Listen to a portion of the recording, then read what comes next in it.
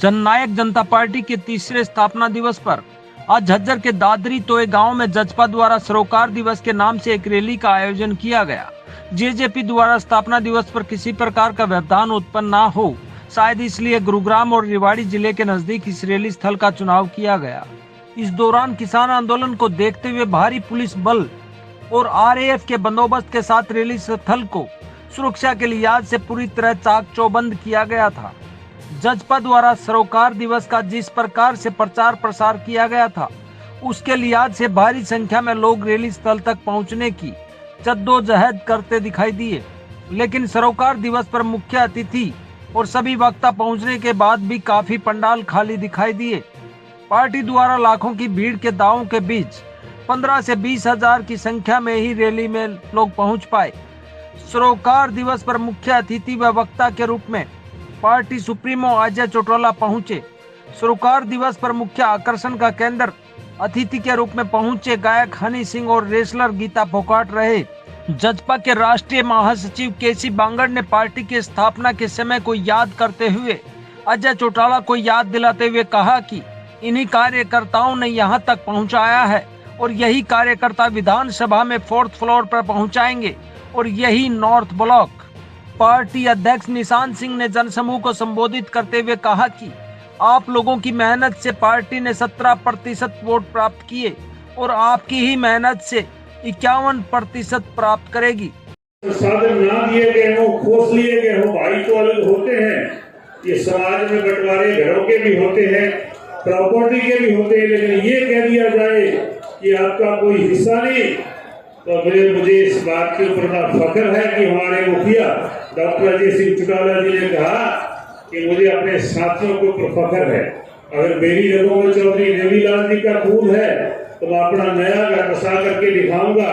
और दोस्तों, आज वो नया घर बसा करके मैं तो आपका धन्यवाद करूंगा डॉक्टर अजय सिंह चौटाला जी का।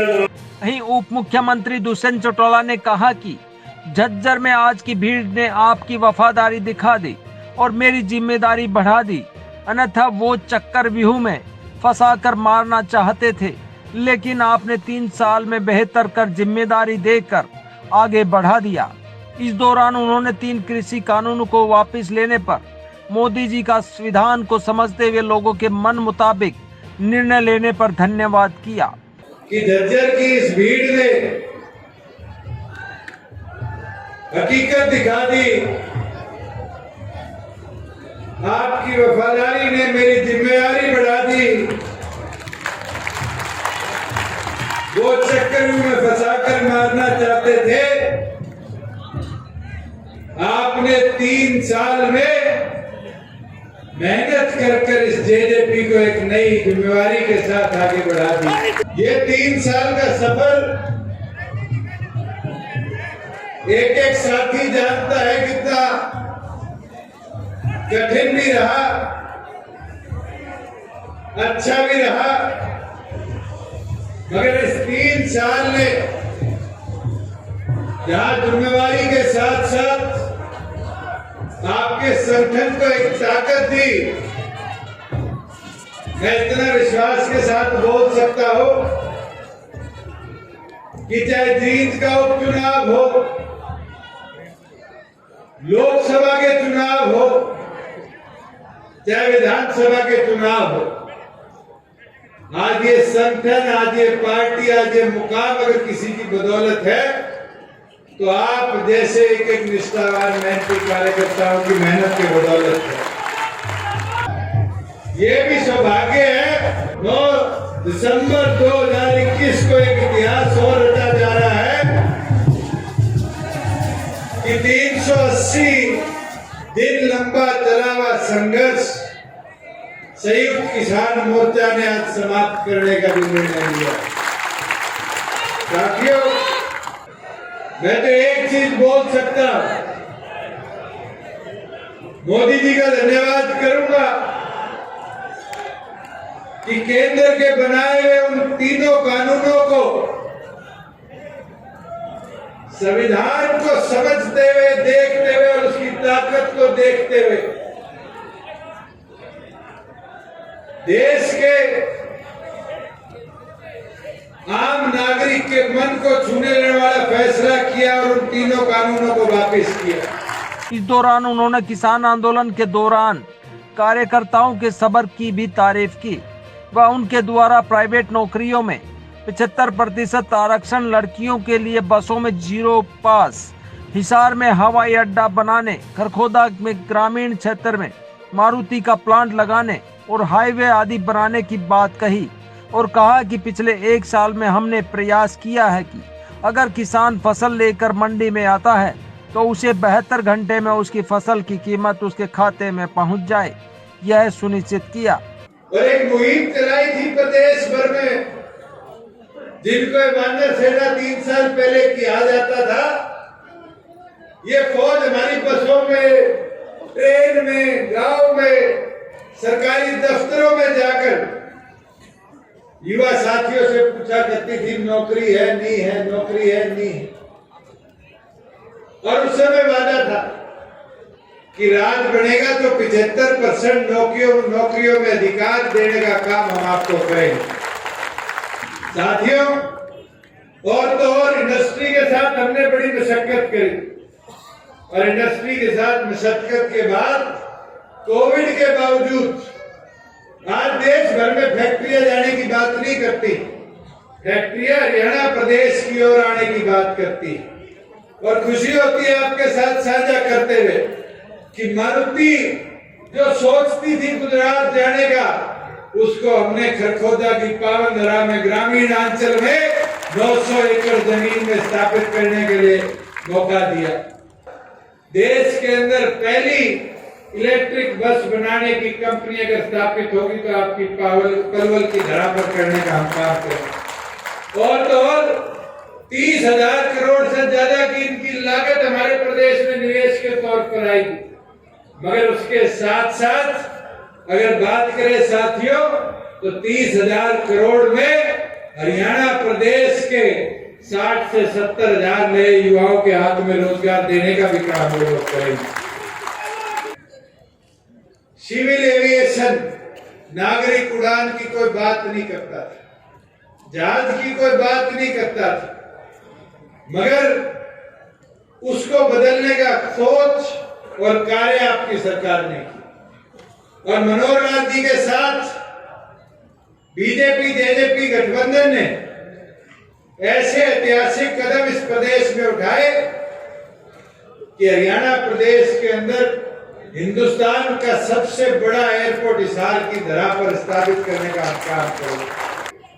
केंद्र सरकार के साथ हमने लगकर 5,000 करोड़ की लागत से रेलवे ऑर्बिटल कॉरिडोर यहां बनाने का निर्णय लिया, जिससे सोनीपत से लेकर जो कुंडली बॉर्डर है वहां से लेकर रेल लाइन को पलवल के बॉर्डर तक के एमपी के साथ जोड़ा जाएगा। और साथियों, उसको जोड़ा नहीं जाएगा, उसमें एक और जुड़ा हुआ आएगा कि हिसार एयरपोर्ट से लेकर दिल्ली एयरपोर्ट का सफर 2 घंटे से कम में हाई स्पीड ट्रेन लगाकर पूरा करवाने का काम भी हम करेंगे। पहले किसान मंडी में जाता था, अनाज बेचता था, घर आता था, 15 दिन 20 दिन सीजन खत्म होने के बाद आड़ती के पास जाने का मौका मिलता था। फिर हिसाब किताब लिखा जाता था, फिर महीना खत्म हो जाता था, उसके बाद हिसाब किया जाता था। कई बार तो पूरी फसल की पेमेंट किसान को 5 महीने 4 महीने तक नहीं मिलती थी। मगर पिछले 365 दिनों में, पिछले 1 साल में ये हमारा प्रयास भी रहा और हमने कर भी दिखाया कि अगर किसान आज अनाज लेकर मंडी में आता है, जैसे उसका उठान होगा 72 घंटे के अंदर उसके पैसे उसके खाते में डालने का काम आपकी सरकार करेगी। उन्होंने इस दौरान बुढ़ापा पेंशन को 5100 करने के वादे को लेकर भी कहा कि बहुत सारे बहानों के बावजूद उन्होंने 500 दिनों में 500 रुपए की बढ़ोतरी कराने का काम किया है और कहा कि अभी 3 साल बाकी हैं, बची कसर भी पूरी कर दूंगा।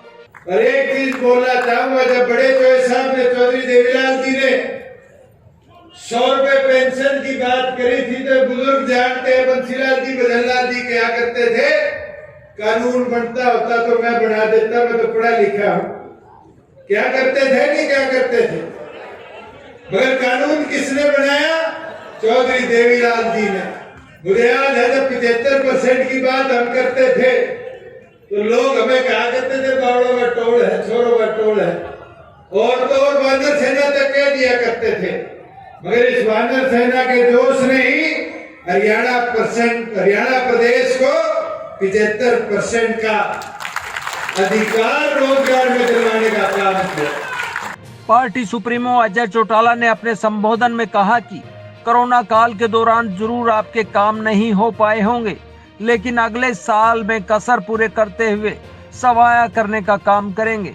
इस दौरान अजय चौटाला ने दीपेंद्र हुड्डा को भूपेंद्र हुड्डा का पप्पू संबोधित करते हुए कहा कि वह कहता था कि जेवर में बनने वाला हवाई अड्डा हरियाणा में बनता, लेकिन वे सिर्फ बातें करते थे, जबकि आपके लाडले ने हिसार में बड़ा हवाई अड्डा बना भी दिया।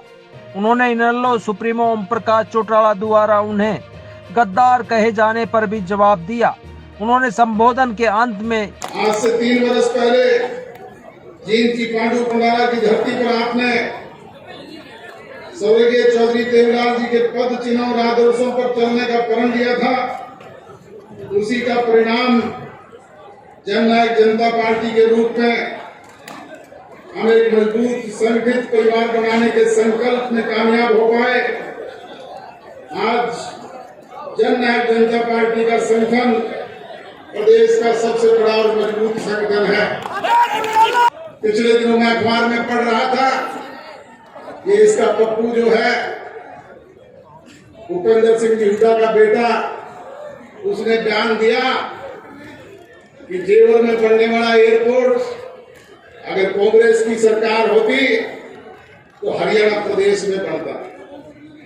मैं पूछना चाहूंगा, 10 साल तेरा बाप चीफ मिनिस्टर था, केंद्र में कांग्रेस की सरकार थी, कभी प्रयास नहीं किया? कभी लाखड़ माजरा बनाने की बात करते थे, कभी रोहतक में बनाने की बात करते थे, सिर्फ डोली पोंप दिए। हरियाणा प्रदेश में जैसे ही जननायक जनता पार्टी और भाजपा की सरकार बनी, आपके इस अजीज लाडले ने हरियाणा प्रदेश की हिसार की पावन धरा पर उसे स्थापित करवाने का काम किया। और आने वाले दिन में दूर नहीं है जब हरियाणा प्रदेश में इस तरह की और योजनाओं को बढ़ा करके आगामी 3 वर्ष में उन्हें कानूनी रूप से अमली जामा पहनाने का काम करेंगे। हम बातें नहीं करते।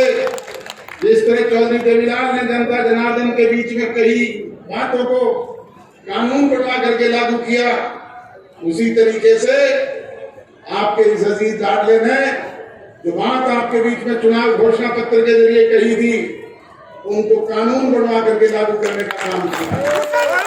40% से ज्यादा वो बातें आपके बीच में पूरी हो चुकी है।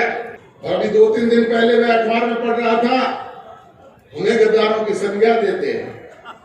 अरे गद्दार तो तुम्हारी पार्टी के आज जो हरियाणा प्रदेश के अध्यक्ष हैं, जिसे चौधरी ओम प्रकाश चौटाला नजर से देखना भी पसंद नहीं करते थे, आज वो तो तेरी पार्टी का अध्यक्ष है।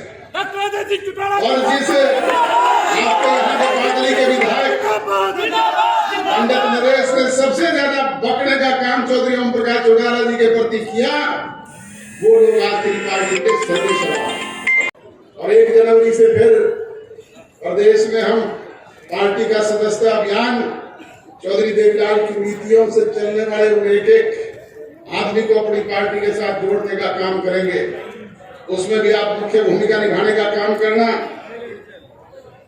आपके बीच में वो दिन दूर नहीं जब ये 17.5% 51 में तब्दील होंगे, और जब ये 51 में तब्दील होंगे तो फिर मेरे कहने और बताने की आवश्यकता नहीं, सारी समस्याओं का निदान आप लोगों के बीच में अपने आप हो जाएगा।